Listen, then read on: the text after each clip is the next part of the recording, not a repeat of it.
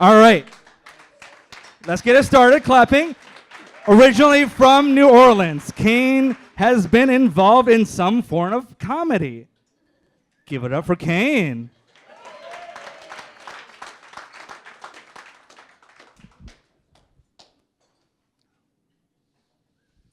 All right, so since maybe around 17 years old, I'm not 17, I'm 13 here, but it's the best picture I could find. My Aunt May, my cousin David Feather is here. Since then, till about now at 45, I have felt pretty much passionately about this, and it hasn't changed much. And that is that by and large, we as adults, we give up too easily on our childlike natures. We simply allow them to fade away. This isn't a fetish. I did this for my godson. He used to call me Big Fat Baby, and so I made trading cards. Big Fat Baby. Big Fat Baby, yeah, okay. Anyway, The Little Prince author put it like this: I have lived a great deal among grown-ups. I have seen them intimately, close at hand, and that it hasn't much improved my opinion of them. And so there's someone else who feels like me, and he wrote a really cool book. Now, I don't think, of course, being an adult in and of itself is bad or evil. I'm talking about maybe the kind of adult we are. And so my night tonight, that's fun to say, is titled What Stevie's Parents Said the Day They Lost Him in a Mall When He Was 5. Or, simply put, wait for it, we've lost our wonder. As spoken of mall security by Mr. and Mrs. Stephen Wonder. He was a junior. I don't know if anyone...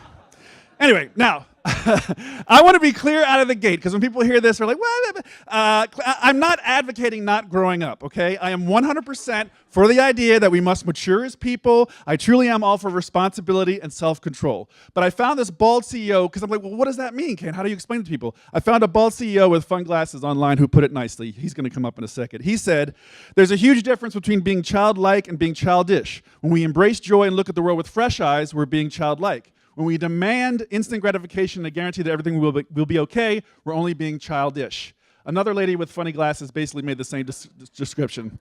And then this guy, who's a savior who probably should be black and whose mother, let's face it, is a woman, said in 1 Corinthians 13:11, said, when I was a child, I spoke as a child, I understood as a child, I thought as a child, but when I became a man, I put away childish things. So the people with fun glasses and the racially and genderly ambiguous savior also agree with each other that you can be childlike and not be childish. Great. So we're all, and I feel the same way. So what does childlike mean to me? Well, for me, I guess it means just like simple things and not giving into confines and constructs of adulthood just at the expense of them. Things like wind or sun on your face or puddles or humans. And I know people are like, wind? What are you talking about? I'll get back to that, I promise. But first, simple joys. 1998, I'm walking to the L. I saw two brothers about 8 and 3. They had one of those 99-cent inflatable balls in a cage that you get on Florida vacations. And the older one was rolling it to the little one, and it would go past the little one, and he would howl laughing. He would just howl laughing. He'd grab the ball, give it to his brother, go back. He'd roll it again. He'd let it go by him. He'd howl laughing. I was just like, I couldn't believe it. I just stood there laughing and smiling, and I could have stood there for like, I don't know, 25, 30 minutes. But it turns out there are societal constructs that make that an impossibility. So I did not do that. But I wanted to because it was simple joy. And it turns out I Googled balls in a cage Walgreens because for some reason that ball's integral to the story. And this is what came up. So it turns out Walgreens has lost their sense of wonder, everybody. They are totally in it. Anyway. The point is, the joy was simple. And I know I can sound like a throw pillow at Bed Bath & Beyond. I get it. But it's not that. I mean it in its purest form, in its simplest, joyous, these childlike sensibilities. We as adults, we tend to access them less. Or worse, we feel like, oh, now that we're an adult, we're beyond that, or we're past it. And all we have is what? Booze and sex? They're terrific too, but not if they're just trapping us. How many times has someone been like, come sing karaoke, gotta have a few drinks first? No, you don't!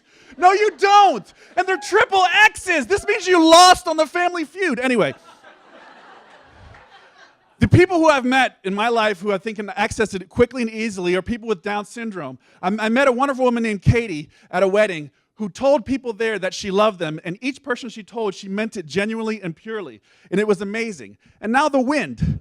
I was downtown in the Loop, and I saw a guy. It was a windy day in May, and he was just like letting the wind blow him. It was like 60 miles per hour, and he just was like enjoying it. And I got closer, and he had Down syndrome, and I was like, that's what we're all supposed to be doing! And I get that sometimes you can have eyes that don't blink and smile too much and it can be creepy. I get it. We can all go a little too far. But I went to this guy's website who dresses up as Peter Pan and makes his own clothes. I agree with half of what he says, and that's fine. The point is that whatever happens, whatever we find, we have to just make sure we keep believing in this, that it's possible to attain, or else we might lose it forever. Thank you so much. I appreciate it.